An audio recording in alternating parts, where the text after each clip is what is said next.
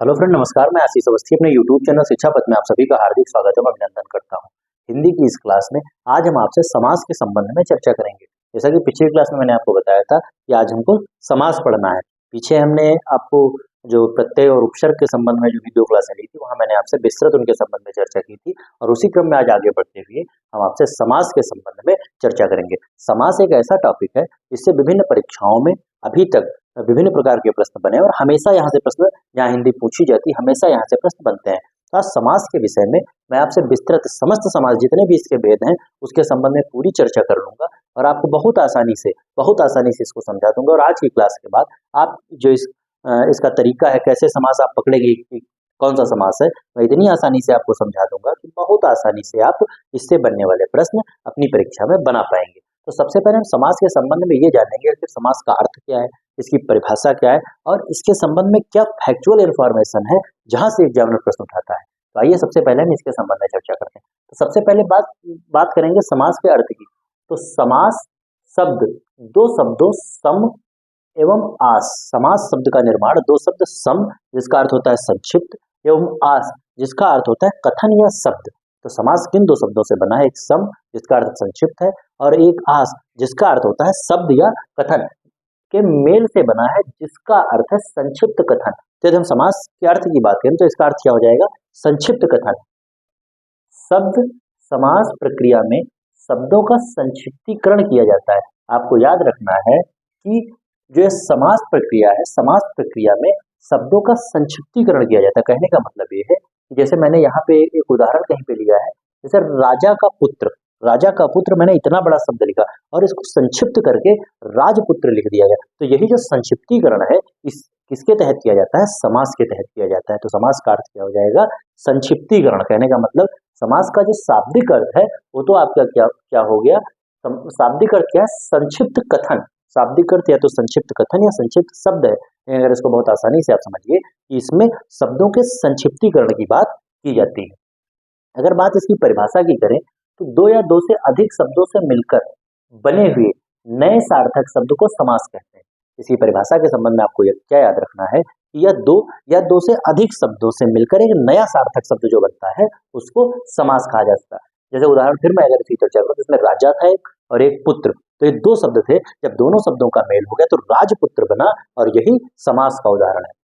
फिर एक बात यहाँ पे लिखी, बहुत महत्वपूर्ण है, यहाँ से एग्जामिनर प्रश्न उठा सकता है कि समास के नियमों से बना शब्द समस्त पद या सामासिक पद कहलाता है। आपको याद रखना है कि समास के नियमों का पालन करने के बाद जिस नए शब्द का निर्माण होगा उस नए शब्द को या तो समस्त पद कहा जाएगा या सामासिक शब्द कहा जाएगा। इन दोनों बातों को आपको याद रखना है कि समास के नियमों का पालन करने के बाद जो नया शब्द बनेगा उसको या तो समस्त पद कहेंगे और या सामासिक शब्द कहेंगे। फिर लिखा है समस्त पद के सभी पदों को अलग अलग किए जाने की प्रक्रिया समास विग्रह कहलाती है।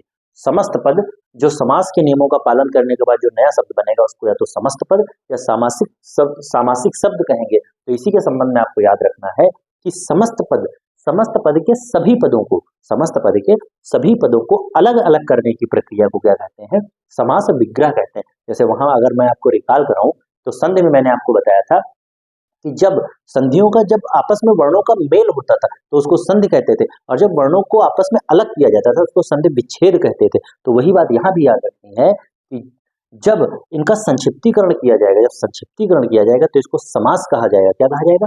समास कहा जाएगा। और जब संक्षिप्तीकरण जब इसका संक्षिप्तीकरण कर दिया जाएगा तो इससे जो नया शब्द बनेगा उसके संबंध में आपको याद रखना कि उसको या तो समस्त पद कहेंगे और या सामासिक शब्द कहेंगे। लेकिन जब इसको अलग अलग कर दिया जाएगा, जिन पदों का संक्षिप्तीकरण किया गया है यदि उनको अलग अलग कर दिया जाएगा तो इस स्थिति को क्या कहेंगे? समास विग्रह कहेंगे। ये बात आपको याद रखनी होगी। फिर समास रचना में प्रायः दो शब्द होते हैं, पहले को पूर्व पद व दूसरे को उत्तर पद कहते हैं। जो आपकी समास रचना है यह दो शब्दों में बटी होती है। इसमें पहले को क्या कहेंगे? पूर्व पद और दूसरे को कहेंगे उत्तर पद। इस पूर्व पद और उत्तर पद को आप याद रखिएगा कि पूरे समास में इन्हीं दो का विशेष काम होगा।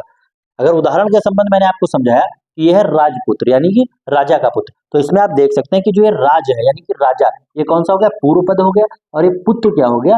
ये उत्तर पद हो गया। तो इस तरीके से आपको याद रखना है कि जो पहले वाला पद होगा उसको पूर्व पद कहेंगे और बाद वाले पद को उत्तर पद कहेंगे। जब पूर्व पद और उत्तर पद आपस में मिल गए तब क्या हो गया, राजपुत्र हो गया और ये समास हो गया। और जब इसको अलग अलग लिखा गया तो इसको समास विग्रह कहा जाएगा। ये बात आपको याद रखनी। फिर एक बात मैं इसके भेद की करूं तो भेद के संबंध में आपको याद रखना है कि मुख्य रूप से इसके 6 भेद होते हैं। मुख्य रूप से इसके कितने भेद होते हैं, 6 भेद होते हैं। लेकिन एक प्रश्न यहाँ से एग्जामिनर और उठाता है कि पदों की प्रधानता के आधार पर आपको याद रखना है कि पदों की प्रधानता के आधार पर यदि आपसे इसके भेद पूछ लिए जाएं तब 4 भेद होते हैं।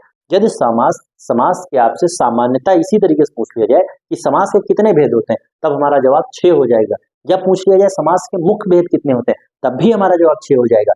लेकिन यदि बात स्पेशल कर ली जाए, यहाँ पे इसके संबंध में एडिशनल बातें लगा दी जाए कि पदों की प्रधानता के आधार पर समास के कितने भेद होते हैं तब 4 भेद होते हैं। तो आइए हम समास के भेद के संबंध में समझते हैं। सबसे पहला अव्ययी भाव समास हमको पढ़ना है, फिर तत्पुरुष समास पढ़ना है, फिर हमको द्वंद्व समास पढ़ना है और बहुब्रीहि समास पढ़ना है। बाकी जो आपके मैंने तीसरे नंबर पे कर्मधारय और चौथे नंबर पर द्विग समास लिखा है, तो चूंकि जो तत्पुरुष समास है, तत्पुरुष समास में भी उत्तर पद प्रधान होता है, कर्मधारय में भी उत्तर पद प्रधान होता है, द्विग में भी उत्तर पद प्रधान होता है। इसलिए प्रधानता के आधार पर ये कितने बने हैं, इसके भेद 4 बने हैं, क्योंकि जो आपका कर्मधारय और द्विग है उसको तत्पुरुष के अंतर्गत ही माना जाता है। तो यदि आपसे मुख्य रूप से पूछा जाएगा तो 6, सामान्य तौर पे पूछा जाएगा तब भी 6, लेकिन एडिशनल बात लगा के पदों की प्रधानता के आधार पर पूछा जाएगा तब हमारा जवाब 4 हो जाएगा।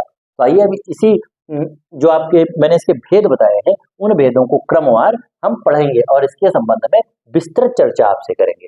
सबसे पहले मैंने लिखा है अव्ययी भाव समास। तो अव्ययी भाव समास में क्या होगा, पहली चीज तो मैंने बताया कि किस सामासिक पद कितने होंगे, जो सामासिक पद होंगे 2 होंगे, एक पूर्व पद और एक उत्तर पद। तो इसको मैंने सामासिक पद को 2 भागों में बांट दिया। तो इसमें अव्ययी भाव समास में आपको क्या याद रखना है, पहला प्रश्न तो यहाँ से ये बनेगा कि इसमें कौन सा पद प्रधान होता है, तब आपको याद रखना है इसमें पूर्व पद प्रधान होगा।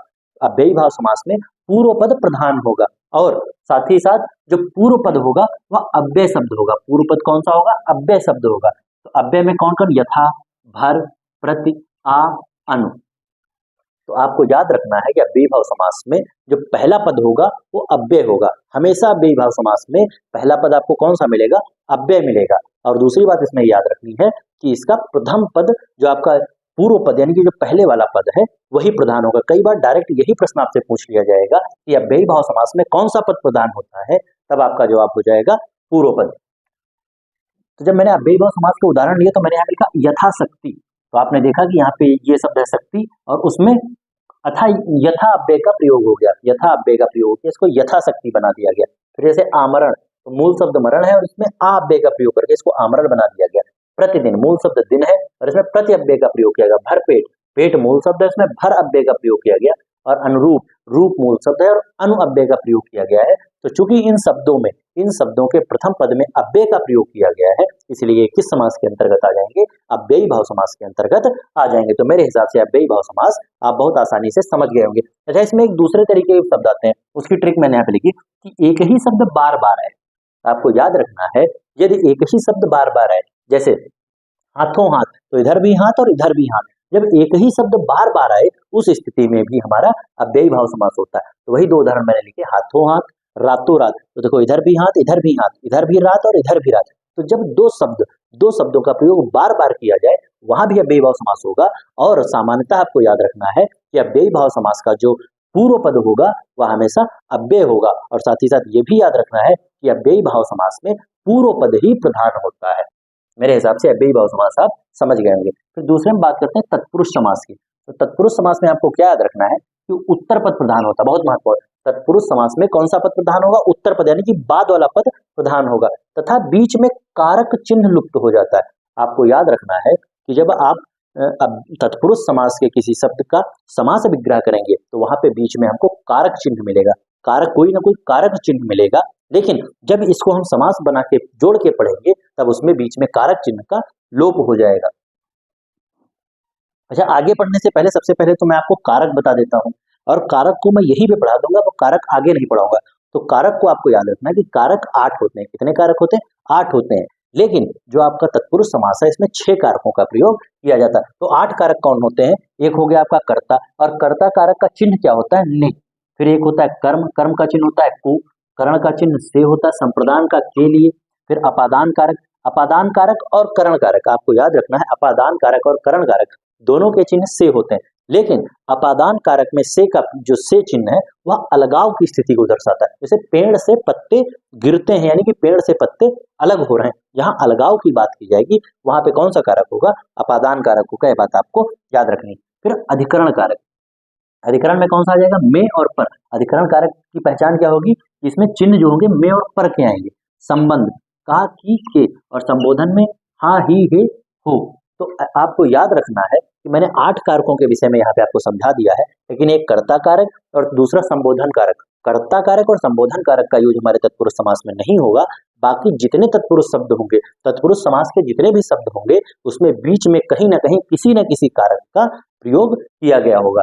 जैसे अगर मैं उदाहरण लूँ, यहाँ पे उदाहरण मैंने लिया है यश प्राप्त, तो यश प्राप्त का जब समास विग्रह किया गया तो हो गया यश को प्राप्त। क्या हो गया, यश को प्राप्त। यदि मैं आपसे बात करूं तो मैंने आपको क्या बताया, कर्ता ने कर्म को, यानी कि अगर आपसे यहाँ पे पूछ लिया जाए तो इसमें कौन सा समास है, कर्म तत्पुरुष समास। और कई बार कारक लगा के भी आपसे पूछ लिया जाता है, तो इसमें क्या गया, कर्म तत्पुरुष समास। देखिए जब इसको समास के रूप में लिखा गया तब इसमें जो आपका कारक चिन्ह था उसका लोप है, लेकिन जब मैंने इसका समास विग्रह किया तो आपका कारक चिन्ह सामने आ गया। तो ये बात आपको याद रखनी, इसमें बीच में हमको कारक चिन्ह मिलेगा।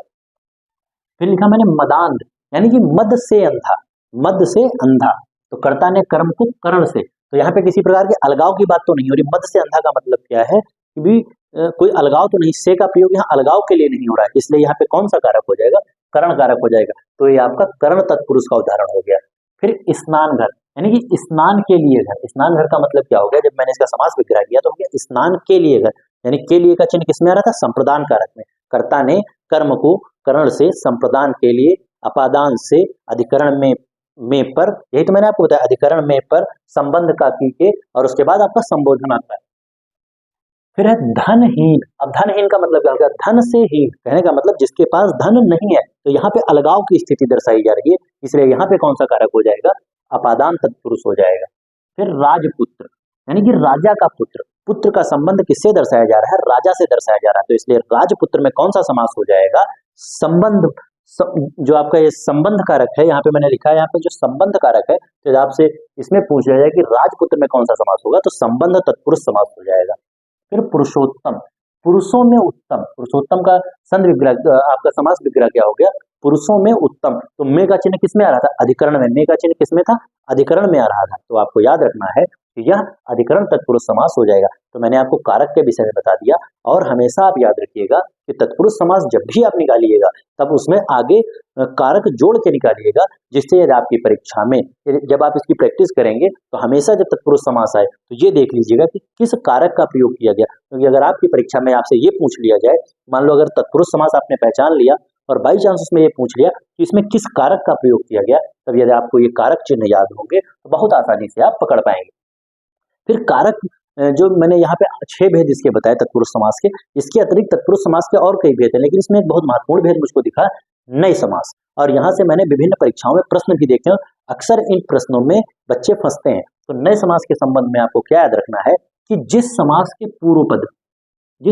पूर्व पद में नकारात्मक शब्द हो, बस नए समास से आप सीधे कोलरेट करिएगा कि नए समास है तो इसमें पहला पद जो पूर्व पद होगा वह नकारात्मक शब्द होगा, वह ऐसा शब्द होगा जिससे नकारात्मक अर्थ का बोध होगा। जैसे मैंने उदाहरण लिया है अधर्म, तो अधर्म का मतलब क्या हो गया कि जहां पे धर्म ना हो, जहां पे धर्म ना हो। तो देखो यहाँ पे ये जो पहला आ का प्रयोग हो गया, तो आ लगने से इसका नकारात्मक अर्थ हो गया। जैसे अयोग्य, यानी कि जो योग्य ना हो, तो यहाँ पे इस आ के लगने से नकारात्मक अर्थ आ रहा है। नापसंद, यानी कि पसंद ना हो, पसंद ना हो, तो फिर इसमें भी ना लगने से नकारात्मक का बोध आ गया। नालायक, यानी कि जो लायक ना हो, तो इस ना लगने से नकारात्मक का बोध आ गया।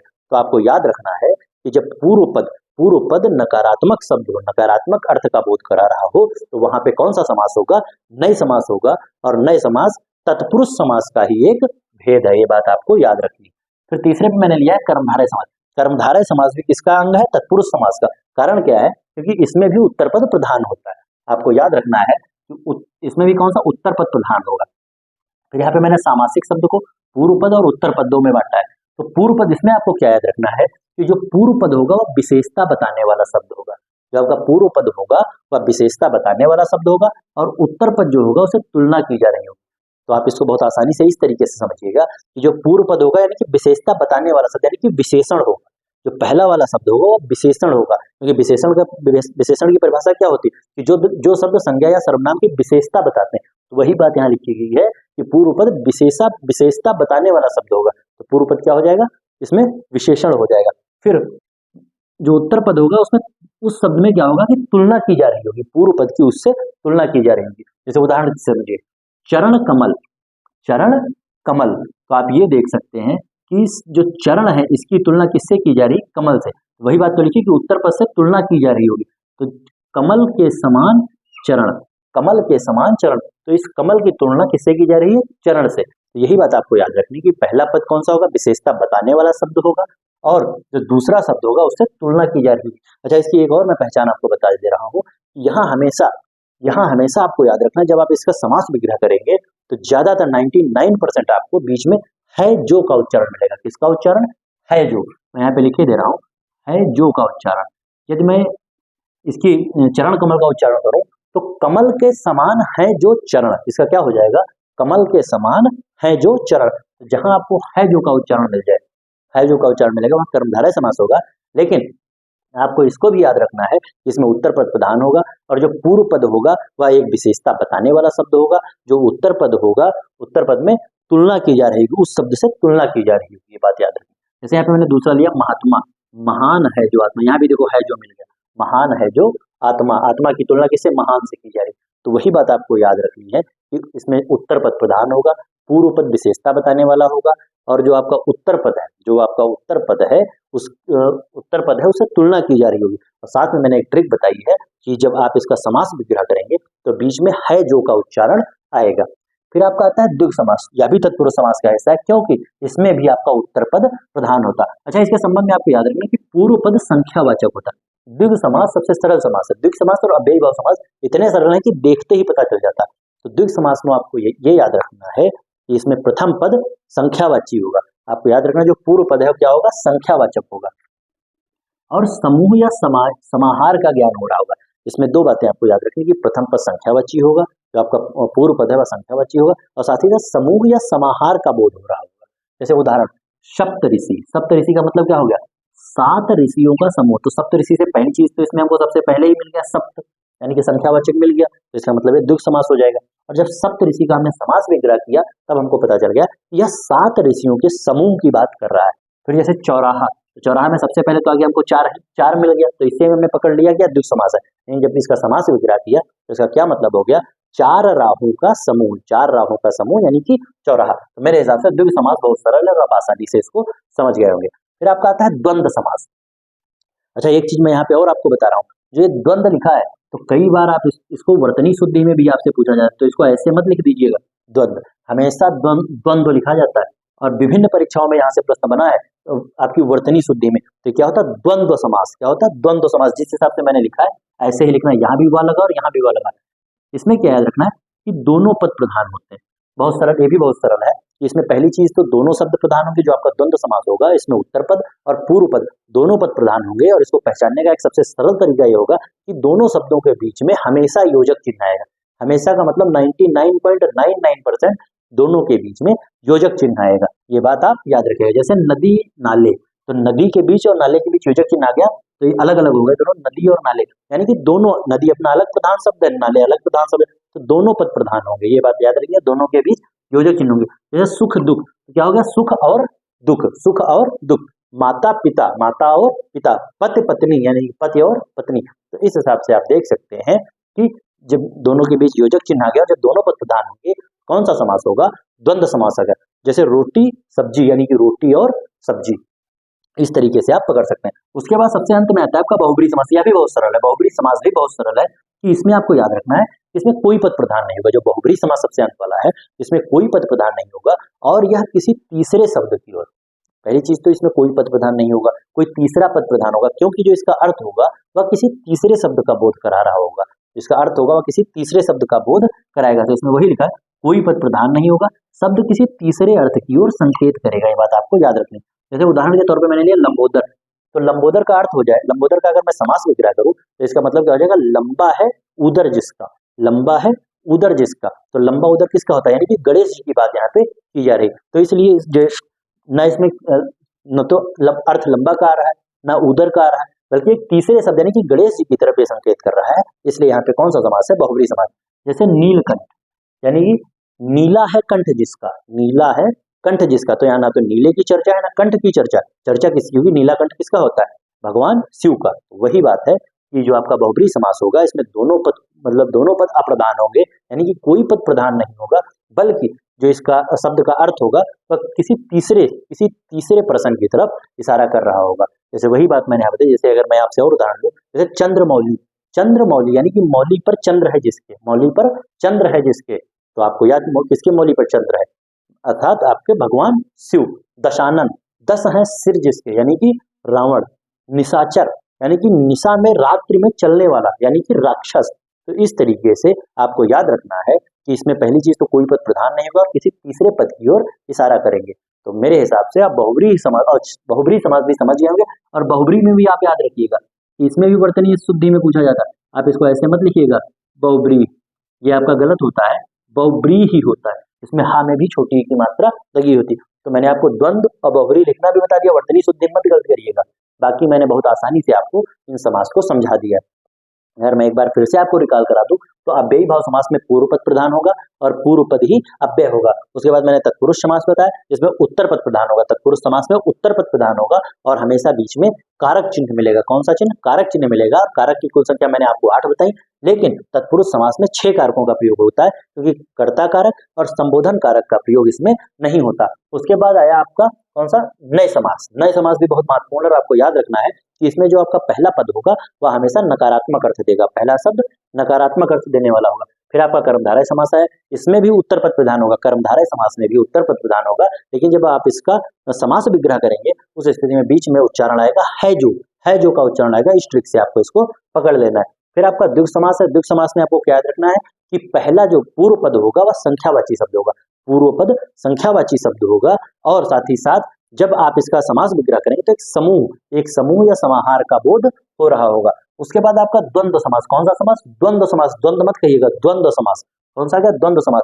इसमें दोनों पद प्रधान होते हैं, द्वंद्व समास में दोनों पद प्रधान होंगे। और इसकी मैंने ट्रिक आपको बताई, इसको पकड़ने के लिए बीच में हमेशा 99.99% हमेशा आप ये मान के चलिएगा बीच में योजक चिन्ह आ जाएगा। उसके बाद बहुब्रीहि समास, कौन सा समास, बहुब्रीहि समास। इसमें दोनों पद प्रधान नहीं होंगे, कोई पद प्रधान नहीं होगा, एक तीसरा पद प्रधान होगा, यानी कि किसी तीसरे अर्थ की ओर इसमें संकेत किया जा रहा होगा। तो मेरे हिसाब से आप समास को बहुत अच्छी तरीके से समझ पाए होंगे, और अब आप प्रैक्टिस करेंगे तो बहुत आसानी से समास के प्रश्न आपसे बन जाएंगे। फिलहाल आज की क्लास को मैं यहीं पर समाप्त करूंगा। अगर आपको मेरा वीडियो पसंद आए तो उसको लाइक कीजिए, शेयर कीजिए और मेरे चैनल शिक्षा पथ को सब्सक्राइब कीजिए। साथ ही साथ जो मेरी जीएस की क्लासेस चल रही वहां जाके आप जीएस पढ़ सकते हैं, और संविधान संशोधन की 60 वीडियो की श्रृंखला के माध्यम से आप विभिन्न संविधान संशोधनों को बहुत आसानी से याद कर सकते हैं। बहुत बहुत धन्यवाद, नमस्कार।